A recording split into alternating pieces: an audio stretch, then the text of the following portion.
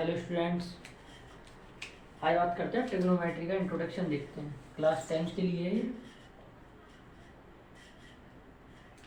देखो, ट्रिग्नोमेट्री में सबसे पहले एक चीज़ समझो। कोई भी ट्राइंगल है, अगर ये ट्राइंगल बना हुआ है, ये इसका 90 डिग्री है, तो सबसे पहले ये समझ लो उसमें साइड्स कैसे होती है, कि कौन सी साइड्स इसमें बेस रहेगा, कौन सा परपेंडिकुलर रहेगा, कौन सा हमारा हाइपोटेनियस साइड रहेगा। ठीक है, तो देखो सबसे पहले एक चीज़ समझ लो, परपेंडिकुलर का दूसरा नाम ऐसे समझो।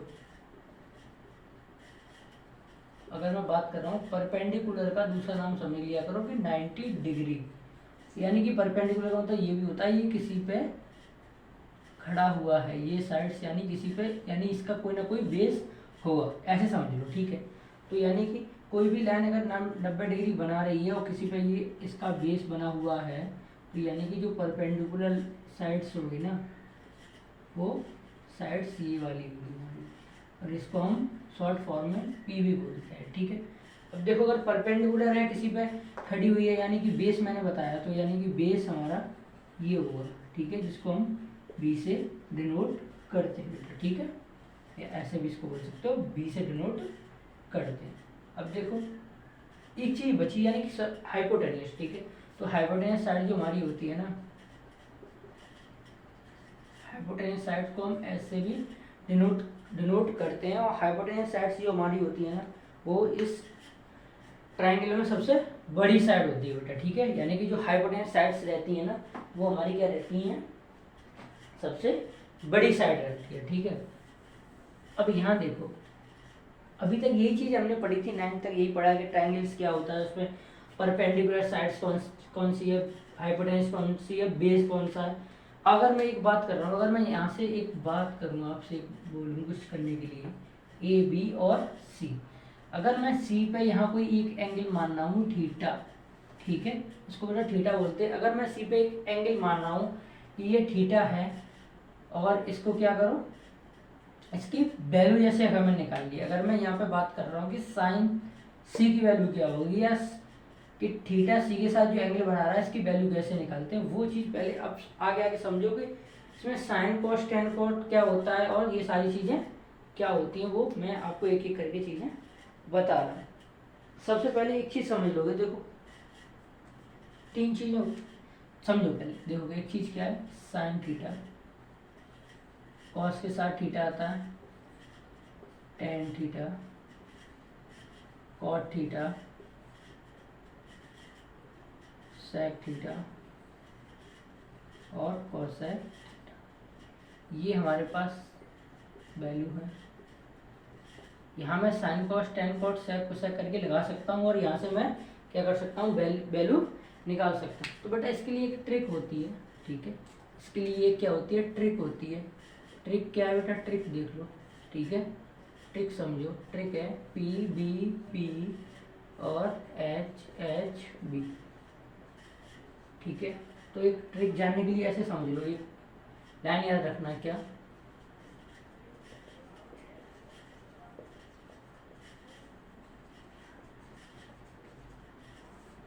ठीक है,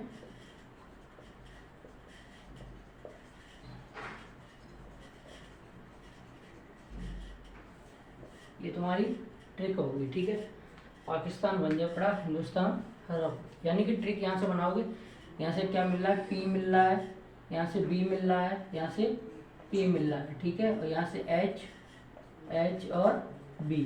ठीक है, अगर मैं सीधे सीधे साइन की बात कर रहा हूँ तो पी अपॉन एच है यहाँ पर। ठीक है, अगर मैं सीधे क्या कर रहा हूँ, साइन की बात कर रहा हूँ, क्या रहेगा, पी अपॉन एच। कॉस की बात करूँगा तो बेस अपॉन हाइपोटेनियस। ठीक है, टेन की बात करूँगा तो क्या, परपेंडिकुलर अपॉन बेस। ठीक है, कॉट की बात करूँगा, अब देखो तीनों ऊपर की साइड्स हो गए, अब नीचे से स्टार्ट करेंगे, यहाँ से स्टार्ट करेंगे इसको, कॉट। ठीक है, ये हमारा क्या खत्म हो रहा था, साइन कॉस टेन, यहाँ पर टेन खत्म हो रहा था, यहाँ से साइन स्टार्ट हुआ है। ठीक है, कॉट को स्टार्ट करो, कॉट का क्या बनता है, बी अपॉन पी, सेक का बनेगा क्या, एच अपॉन बी, और कॉसेक का क्या बनेगा, एच अपॉन पी। ठीक है, और इसको अच्छी तरीके से समझना चाहो तो ऐसे समझ लो, क्या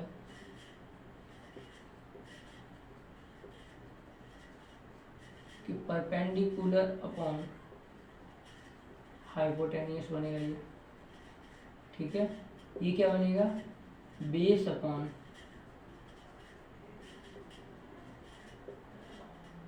ये बनेगा परपेंडिकुलर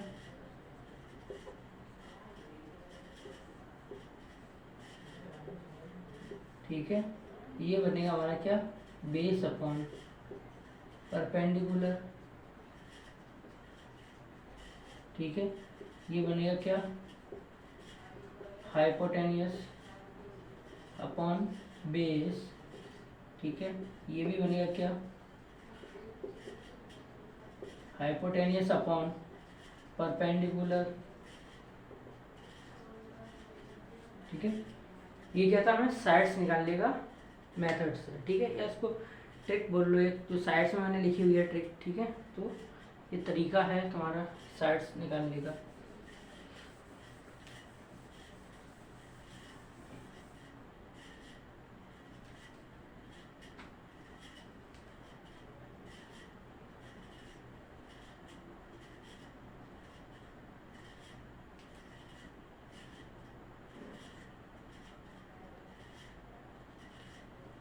ठीक है, चलो आगे बढ़ते हैं।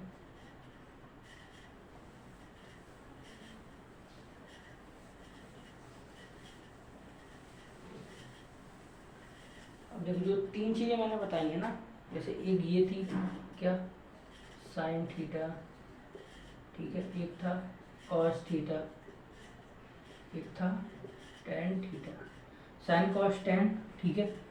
कॉट थीटा, ये हो गया सेक थीटा, और ये क्या हो गया, कॉसेक थीटा, ठीक है। तो एक चीज़ समझो, ये आपस में एक रेसिप्रोकल बनते हैं, ठीक है। यानी कि ये आपस के अपोजिट्स के बराबर होते हैं। कैसे, साइन किसके बराबर होगा, देखो साइन बराबर होता है कॉसेक के। अगर 1 कॉसेक मैं करूँगा तो हमारा साइन निकल के आएगा, ठीक है। जब कॉस की बात करूँगा तो कॉस क्या होता है, 1/sec थीटा के बराबर होता है, ठीक है। टेन की बात करूँगा तो 1/cot थीटा के बराबर होगा। जब मैं बात करूँगा कॉट की तो 1/10 के बराबर होगा। सेक की बात करेंगे तो 1/ किसके बराबर होगा, कॉसेक की। और कॉसेक की बात करेंगे तो 1/sin थीटा के बराबर, ठीक है।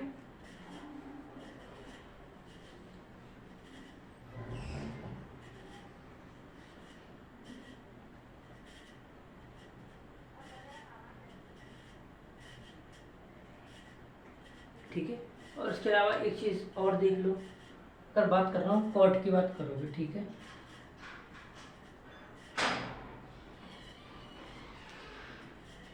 यहाँ अगर मैं सीधे सीधे बात कर रहा हूँ इसकी, टेन की अगर मैं बात करूँ ना, टेन, ठीक है। और यहाँ मैं टेन की बात करूँ तो टेन को ऐसे भी लिख सकते हो, टेन थीटा को क्या, sign theta upon cos theta, ठीक है। कैसे लिख सकते हो टेन को, sign theta upon cos theta. देखो, अगर नहीं कोई दिक्कत लग रहा तो साइन कॉस की पहले यहाँ वैल्यू लगा के देख लो, तुम्हारे पास यही चीज़ें मिलके आ जाएंगी, ठीक है। साइन की अगर वैल्यू लगाओगे 1/cosec, और कॉस की लगाओगे 1/sec, तो वही हमारा टेन बनता है, ठीक है। अगर टेन ऐसे बनना है तो फिर कॉट का भी कुछ होता हुआ, अगर मैं कॉट की बात करूँगा तो कॉट का क्या होता है, कॉस थीटा अपॉन क्या होगा, साइन थीटा, ठीक है। यहाँ क्या हो जाता है, sign theta upon cos theta, ठीक है।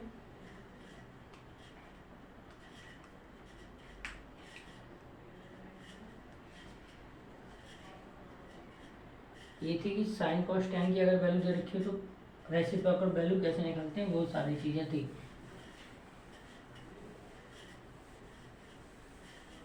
आगे चलते हैं कि साइन थीटा जैसे हमारे थीटा के पास होता है ना, कि थीटा कितने होते हैं, ठीक है।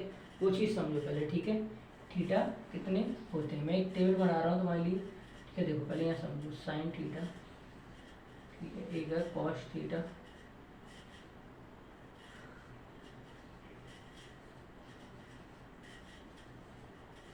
सेक और कॉसेक थीटा, ठीक है। बन गई ये लाइन्स। यहाँ मैं बात करूँगा किसकी, कि थीटा, यानी कि थीटा की वैल्यू क्या, ठीक है। यहाँ मैं थीटा की वैल्यू की बात करूँगा और यहाँ मैं सीधी सीधी वैल्यू लेके आऊँगा इसकी।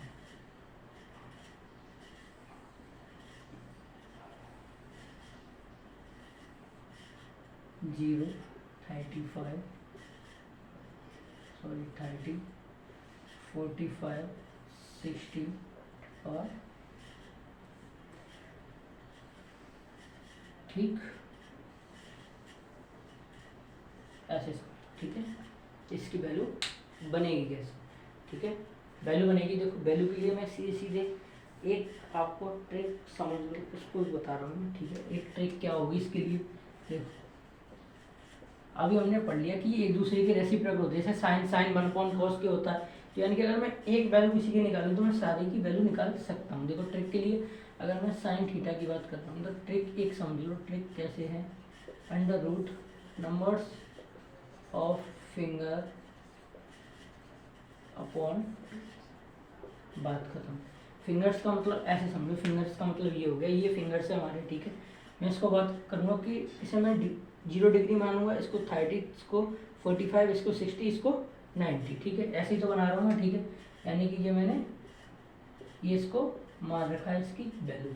अब देखो जब मैं बात करूँगा यानी कि 0 डिग्री की, 0 यानी कि 0 आ रहा है ना, ठीक है, कितना आ रहा है, 0 आ रहा है। तो यानी कि नंबर्स ऑफ फिंगर्स जो बनेगा ना तुम्हारा, ठीक है,